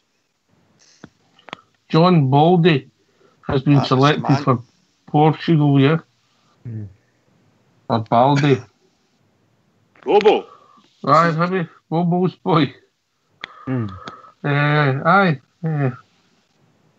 I'm just going to throw it there. Blue Star might be with us. No, I'm still on mute. Come on, Blue Star. We're all shouting for you, pal. Go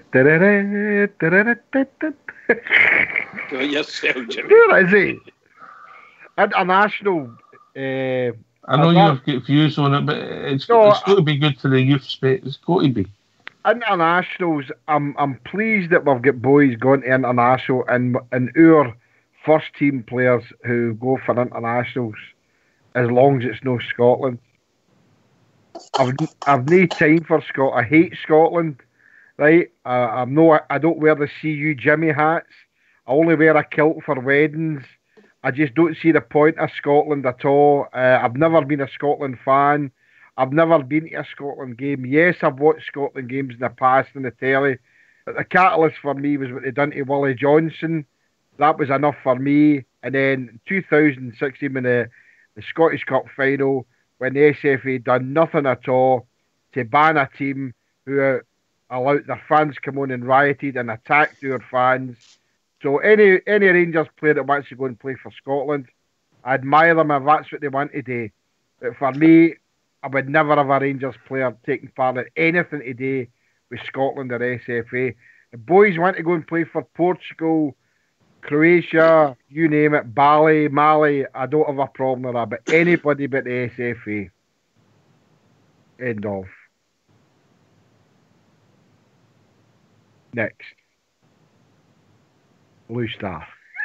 Blue Star, You know, Jimmy, I heard something on the news tonight. I meant to say, and it was like they were talking about stadium certificates with the onset of this new, shall we say, inquiry they're having into safety in stadiums and things like that, and the sort of what do you call it, sectarianism. What they were saying was that there's all the clubs have got safety certificates, but they said there is one club hasn't had a safety certificate for 19 years, but they can't name them. I wonder why, yeah. I wonder why. Yeah. Obviously, we don't know who it is because they haven't said, but it was a BBC. It was on the BBC what when they said it. Watching them again? It's the news. It's on the news. But you were watching it. I'm watching the news. But if you're going to ban it, you've got to ban everything. Oh no, I want to ban the football. You're better watching STV and watch Well, John it would probably have Mackay. been on there too, pal. It may have been John on there Mackay and Big Ragman Bagwash. Bagwash. Let them give you the news. That don't watch that rubbish. That it's my gloss. Anyway, that's what was said. What's your thinking, Stevie, for the drum on that? Would any team spring to mind?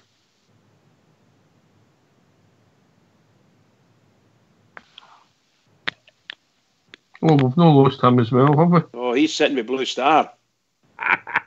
He's trying to show Blue Star how to get off a mute. Oh dear. Any team spring to mind, JFK? Obviously, we all know who it is, because if it was us, then we would be front page, centre, you name it.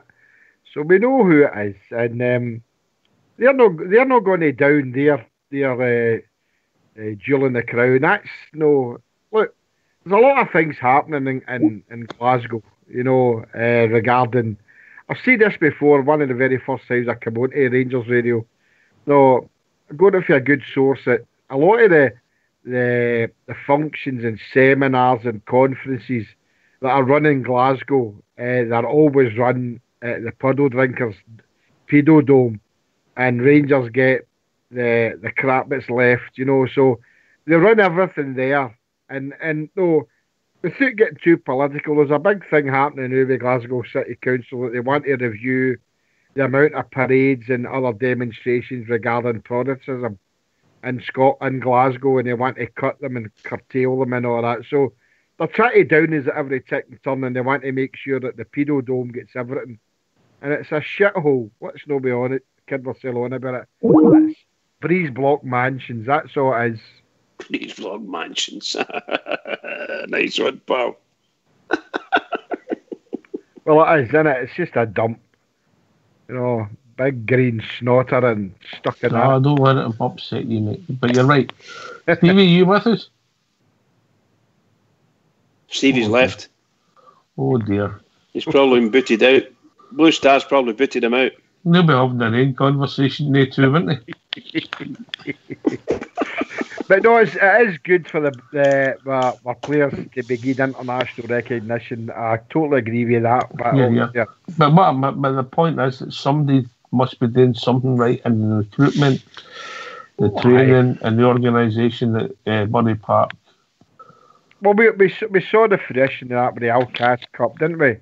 We were all excited about that, and the boys brought the cup back, and we saw a few gems there that we hope in the next 3-4 years that make a breakthrough into the first team. So, in that aspect, somebody's doing something really, really good at Ibrox to bring through these young boys, and Mark Allen's doing his bit at the top of the tree, bringing seasoned players in to enhance the squad. So, I'm pleased in that aspect, definitely.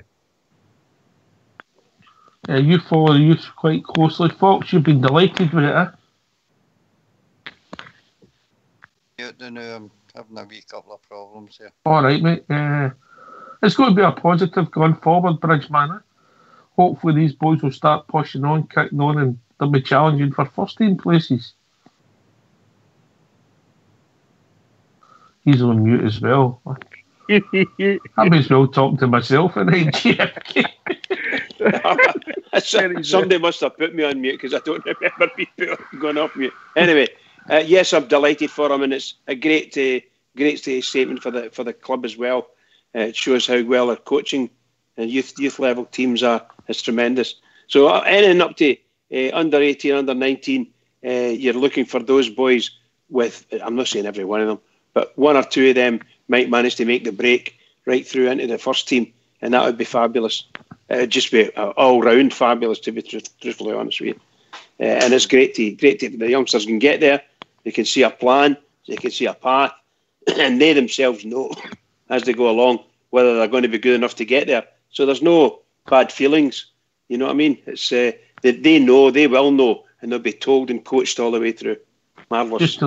Just to let everybody that's listening know, we're going to midnight tonight, so that Blue Star's able to join us. Yeah, a wee chance. Give him a wee chance. Poor Blue Star.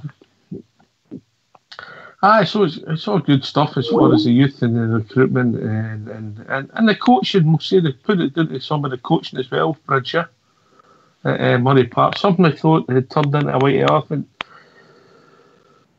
5, maybe 6 years ago has been turned around and coming to turning into a potential asset and a money spinner for the club, because if these boys are pushed at that level, they could be moving on. They're not going to all move on for big bucks, but some of them might leave the club for £250,000 here and £100,000 there if the day they leave, we get them that far down the line. Yeah, and I think that also the wee bit investment that's going into the Hummel Training Centre for the sort of a new stand there for people to be able to go in and watch the youngsters playing. That'll be fabulous as well, because I don't know whether they'll charge a couple of pounds to get in there, but if they do, then it's always going to be a wee bit extra coffers for the youngsters, for the youth levels.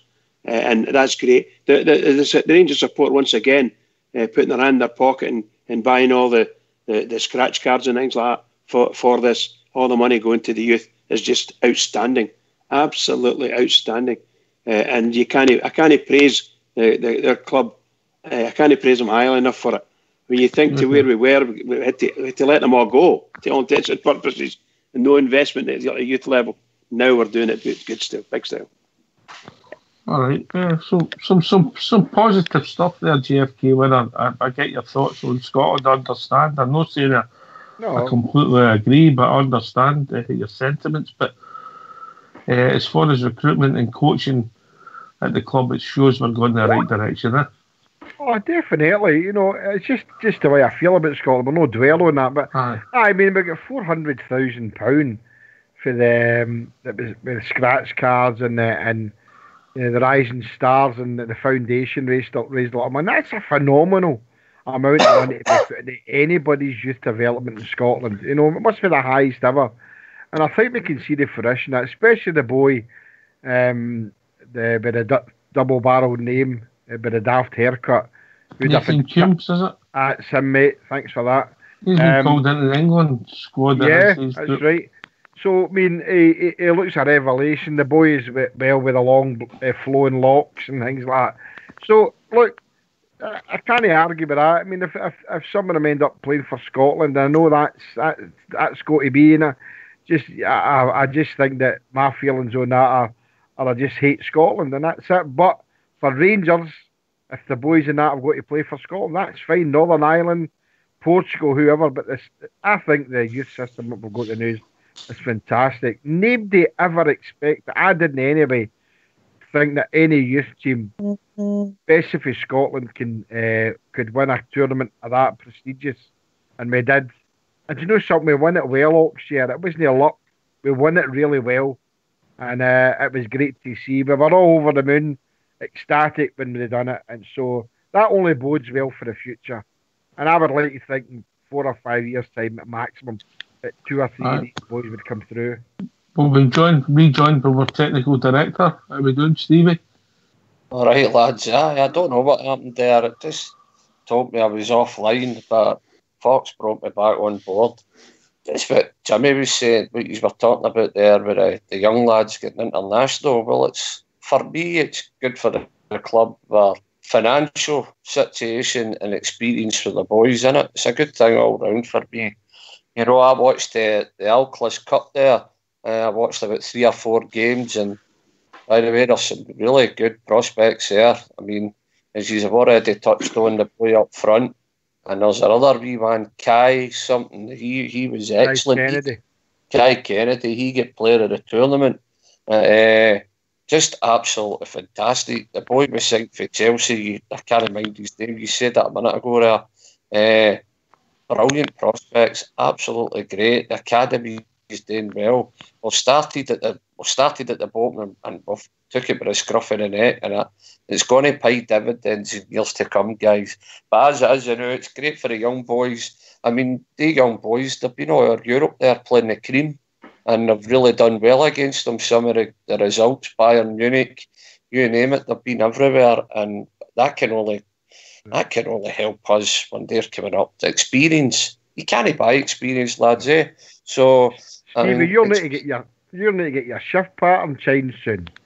Because when talking, how he opens up, mate, well, we're doing there, that's Monday afternoon. Oh, are they looking for a couple of bouncers on the door? Hey, I'm up for that, mate. A 5XL jacket will do me. And a dicky bow. I can just see them in the big orange high-vis, they too. Hey. I think it would be great, and as I say, if they're going in, you're going in the gate, or a wee donation, or maybe a standard charge, £1, £2, whatever it is, fantastic. It all goes to the youth. The standard question, Bridge, did we in the BB? Absolutely. You know, yes. That's it, yes. Well, we're all in the 108. BB. Same as me. 142, SS Sidrum Chapel. Yes. Yeah, I was on 84. I was one of Mr. Jollies. Me also. Yep.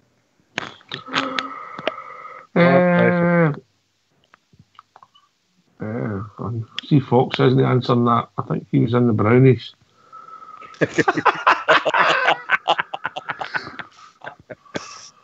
Oh, dear. Apparently, Blue Star's still struggling. So you're going to have to take him under your wing, Bridge. Oh, goodness, I thought, to be honest, when Stevie fell out, I thought Stevie had been hacked by Blue Star.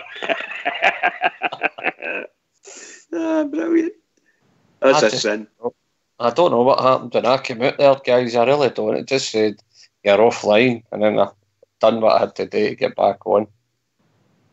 Just a wee question, guys. There was a lot of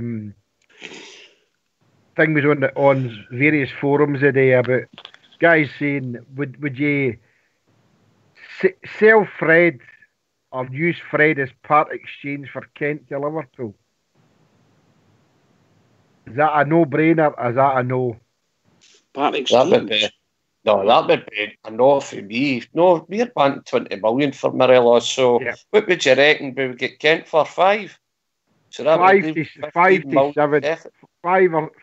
to 7 for me. No more than that. But there's a few people saying, would you? I mean, if Liverpool wanted him, people are saying we want Kent. So if we're going to sell Fred, would they go to Liverpool as part payment for Kent? I would get money for Fred as well. I don't know. You know what we've got to watch on the Kent front? We've got to watch we don't get carried away and the boy doesn't want to come. Well, that's really. We had this discussion before, part of it. But I mean, he might not want to be here, although he's making good noises. Hi guys, you hear me?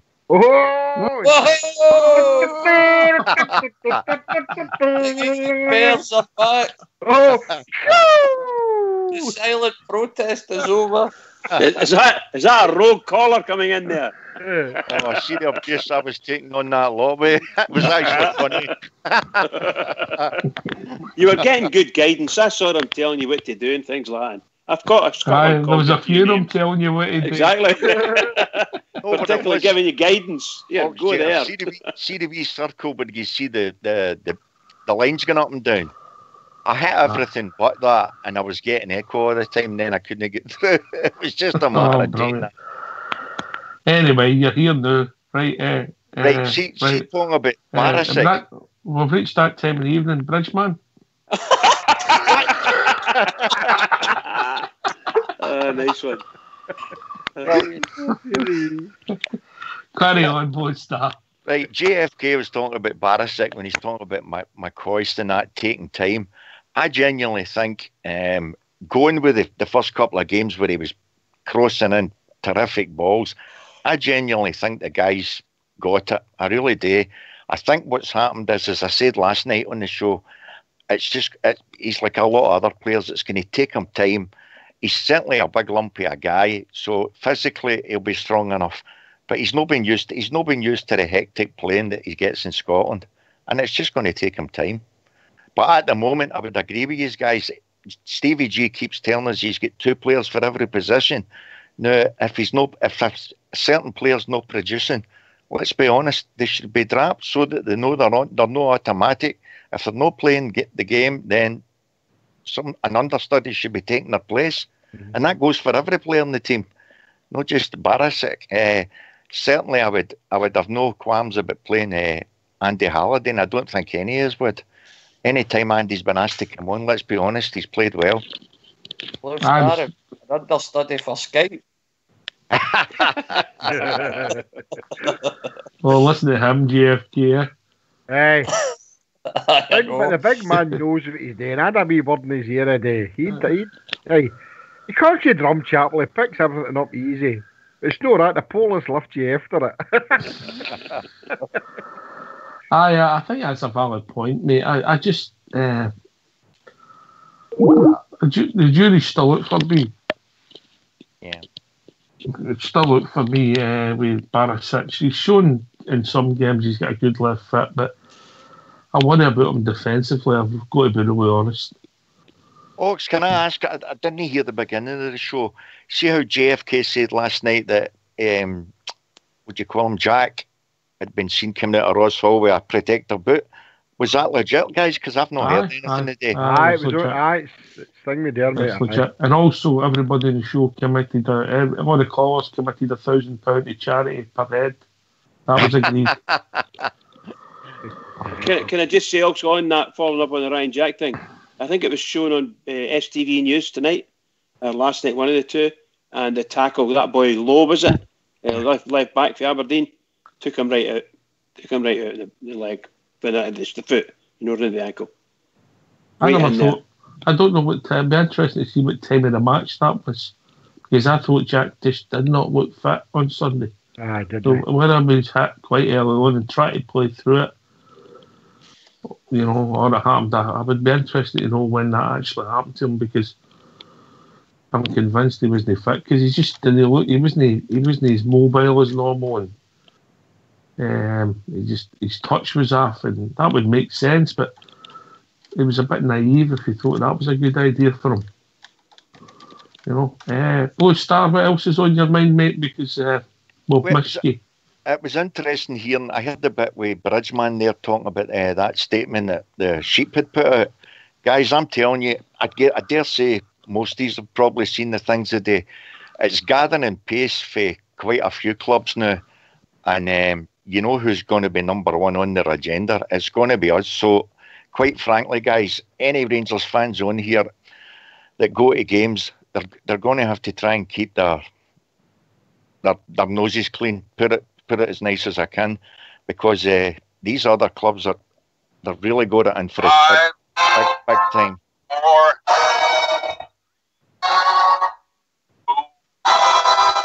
1.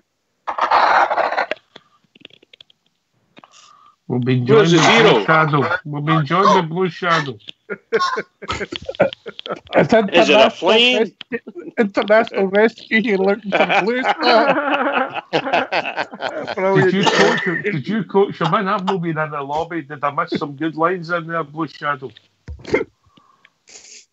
Were the boys very sympathetic towards Blue Star?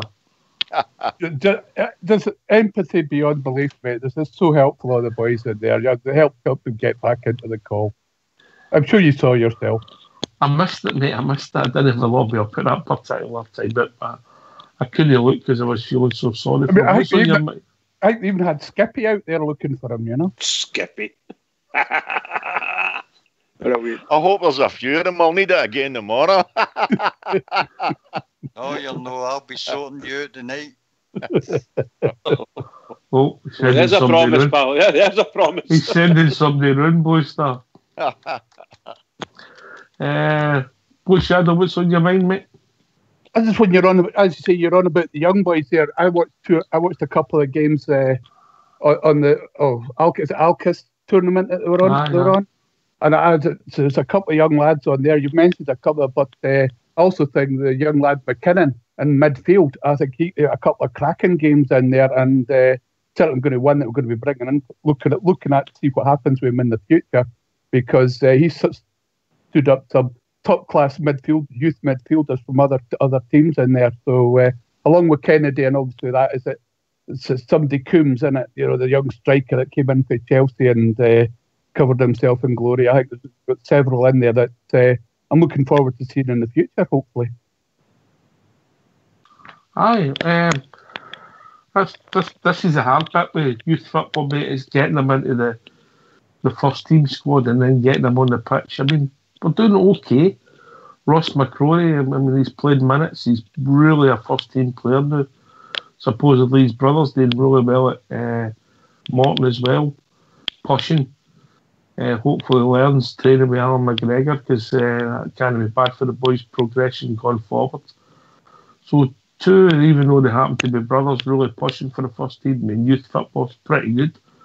And then the secret is getting the conveyor belt behind it, Well, there's a lot, apparently, a couple of years ago now, there's a couple of top teams from down south were looking at young McCrory, the goalkeeper. So obviously the lad's got to have something about him. We did see him briefly, and he had a couple of mistakes that he made, but he's still a young lad. I mean, for a goalkeeper, that's incredibly young. The only person I could think that made a first-team goalkeeper at that age was Casillas for Real Madrid, isn't it? Aye, potentially, mate. But this is the hard bit with the youth football. It's getting the boys, the best player at 18, into the team and being a regular like Barry Ferguson was. It's not as easy as people think. Because it doesn't always mean you're the player at 18, your top player will be the guy that gets into the team, you know.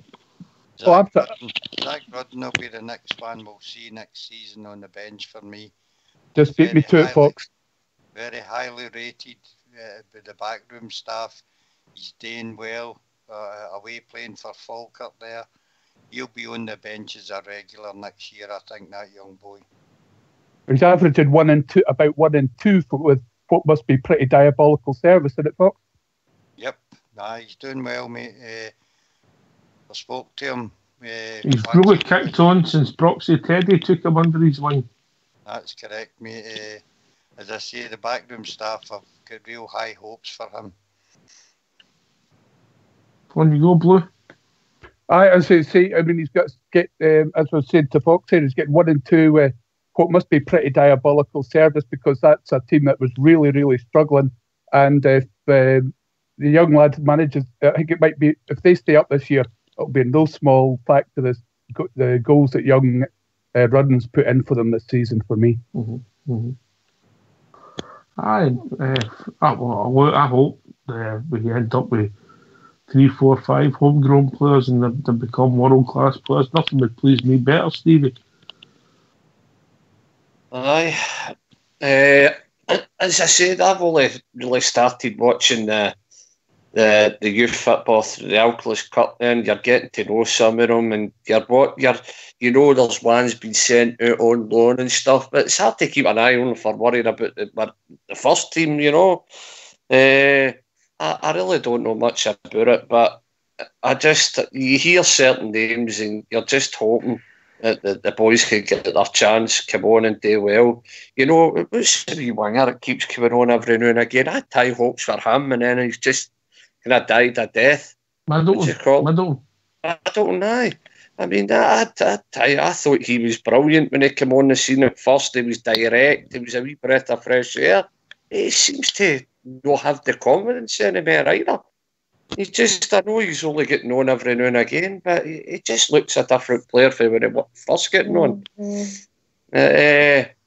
No, I really don't know a lot about the youth setup and whatever else. You only hear certain names coming about now and again, and you want them to be bled in slowly but surely, you know, to see what they can do. But time will tell. I think we're at the time of the season, Stevie, that we can't afford to have any young players coming in it. That's what I'm saying. It's got to be seasoned professionals, you know, and these boys will get their chance eventually, you know. I mean, all high hopes about young Middleton. I certainly did anyway, and I know a lot of guys in here were that some were saying he should never have been dropped. I was of the opinion that just weed him in, just get in and let him have a couple of games here and a couple of games there. But he fell right out the picture. He's back playing with the Stiffs, as they call him, isn't it? He's playing with the reserve team, the development squad. So let's hope that doesn't deter him from having a future at Rangers. But it'd be sad if that did happen, because I do rate the boy. I think he's a cracking player. Jimmy, good finisher. When you go, Buster. Sorry, guys. He was the type of guy that, see if he had a bit of space, he'd a habit of doing the same move all the time. He would hit the ball by the player and try and beat them for pace. But see, when teams started tightening up on him, I've got to be honest, guys, he was really struggling. Yeah. Because there was quite a few games Stevie G had put him on, and he was taking them off after 20 minutes, etc. Because he wasn't contributing. They were ganging up on him, and he was finding it difficult, you know. Listen, guys, he's talking about wingers. See, at the moment, but by the start of next season, if we had Kent, you would have Kent, Candeas, Murphy, and Jones. Who would be your two stars? Grezda. And Grezda, sorry, you'd have 5. So out of the 5, providing if we do manage to keep Kent, who would be your 2 automatic starters? Bridgeman. Did you say if you could keep Kent? Yes. If I Yeah, kept so Kent, assuming Kent was there, he'd be your number one, wouldn't he? Because he's definitely the better player. And I think the young lad from Kilmarnock, he's got a shout as well. So I'd like to see him playing because I think he's a good moving player. He moves well with the ball. I'd like to see him getting a chance. I'm talking about next season, of course, providing all these guys are still there. What side you playing them, Bridge? I could play him right or left because he's right-footed, And Kent's lovely player. Kent's beautiful. Now, either number 10 or number 11. The old number 10 side, inside left or outside left. I think he's a marvellous player. He moves beautifully with the ball. I like to see players who can move with the ball. And I think that boy Jones will be similar. And he could easily play on the right. And, hopefully Candace is still there and he might be in with the fight as well. But I'd really like to see us having some real polish on the wings. We've got one on the left with young Kent. I'd like to see the boy Jones getting a chance. It'd be really nice to see how we go on. yeah. But what effect, if you're going to play Kent and Jones, or play Jones on the right-hand side, what effect that can have on Tavernier as well? There's so many that's variables. what I'm saying. So many variables you've got to take into account. Oh, there's lots and lots of variables for You're sure. assuming Tav's going to be there next season. No, I don't think he will be. What, Tav? Yeah. Well, This- none this- of that, Robbie Shaffy. Tav will be there. Well, I think so as well. But this- I don't think they'll get rid of Tav. no, this Shinnie story, guys, gathering a lot of momentum. It's everywhere, and I know like talk's cheap as they say, but hey, it's slow but sure, and I tell you, I can see him being at Ibrox next season, and I don't see Tav being there. Jimmy, it was on one of the Rangers sites today. I guess you've seen it. Aye. As you say, it's not just gathering pace. The very fact that 3 times seemingly McInnes tried to get him to sign a contract and he knocked it back all 3 times. So there might well be something in it. Seemingly, the gaffer likes his no nonsense approach. So Yeah. as I said last night, He wouldn't replace Tav. He'd play on the other side, mate. you think so? It's left back. He has no right. Well, left, right back, John Flanagan, Barisic, Tavernier, Would I get rid of Tavernier? I don't know. Oh, I'm not saying I want to get rid of Tav. No, that's what I'm saying. I'm asking myself the question. Would I get rid of Tavernier? No, I wouldn't. Ox, I don't think you'll play him there at all. I think you'll play him in midfield. I think I think if he goes for him, I think he's an automatic. They put him in midfield because I think if he is going for him, if it's legit, he's getting him for bite, nothing else. You need somebody in that midfield that's got a bit of bite, and like him or lump it. The one thing you've got to say about him, he gets towed in. Well, we'll see. Well, if Mr. Gerrard wants him, along with the recruitment staff, we have to let them build their own team. Blue Shadow. I'm just not convinced by the Shinnie one. It's already very well working for him at Aberdeen, but when he pulls on that Rangers jersey, how many cards is he going to pick up? So that's what really worries me more than anything else about the way that we're being judged by referees at the minute. Do you think Shinnie would get away with half the stuff he gets away with in a red jersey? Then I'm not so sure myself, boys. There's a lot of sense in that. I think from a name. Sorry. When you go back to them, Stevie. I was just going to say that from a name perspective, he's certainly got one of the biggest names in Scottish football, but it might not be 100% pure. As a lot of folk think he's a bit kind of rough, Personally speaking, for what we're going to get, it might be an absolute steal. You know what I mean? I think he's full of vim and vigour, and sometimes we're no. So that could make the difference. But going by what everybody's saying there, like Jimmy's just said, as soon as you pull on the jersey for the Rangers, and he might be an entirely different player, treated entirely differently from both the opposition Scottish teams and the referees. So he might be a different player entirely. Might take him 2 seasons to get back into his game again. Who knows? Yeah. Stevie for the drum. Stevie back. For me, I'm not so sure. Is he any better than what we've already got there? I mean, if you're not going to play him right back, he's going to play in the midfield. I mean, if we don't get Blue Star was saying there about how many wingers we would have. How many midfielders have we got? We've got Dorns coming back.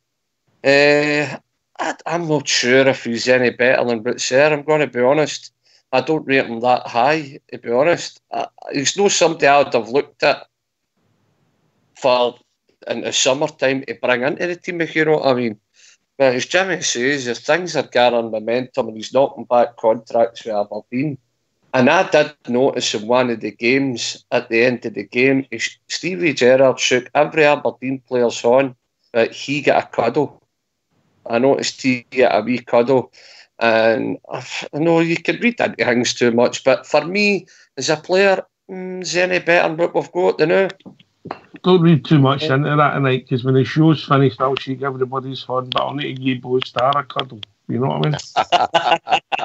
So you sometimes you can read too much into things.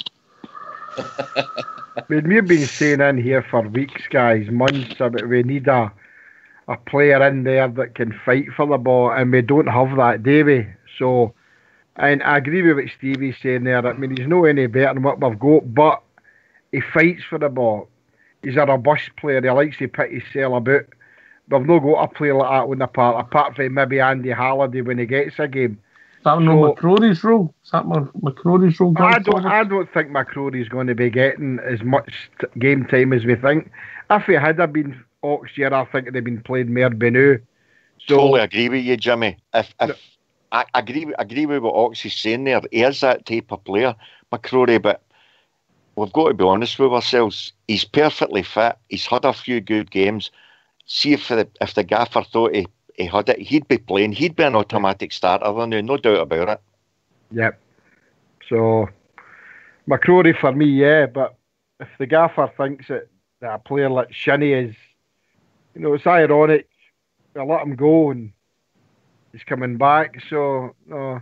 And it's two the Bras will let go. Him and his brother Andrew, he was with Birmingham. Look, if he comes back, he puts a blue jersey on, and for me, he'll get my applause. He never done anything bad regarding Rangers. He left because he was told to leave. So he comes back and he pulls on the royal blue for me, then I'm happy with that.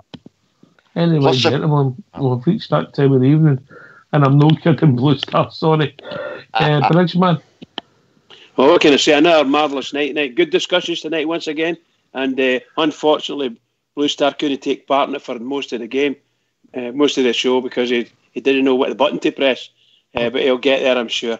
Hard luck, Blue Star. I hope you get on and you come back in correctly tomorrow night and finish the show. So, to all the Rangers fans all over the world, and particularly Rangers fans on here on Rangers Radio, every single one of us, keep it going for the Rangers, because the Rangers really need us now. Keep it going, please.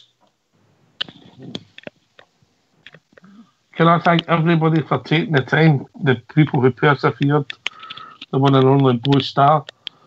Big Stevie for the drum, and of course Blue Shadow for taking the time to join us. GFK, Fox and Bridge, as usual, for being excellent callers, and Old School and Fox for running the show in the background. For everybody for listening, thanks very much. This has been Rangers Radio. We'll be back tomorrow night between 9 and 11, talking about all things Rangers. Take it away, Fox.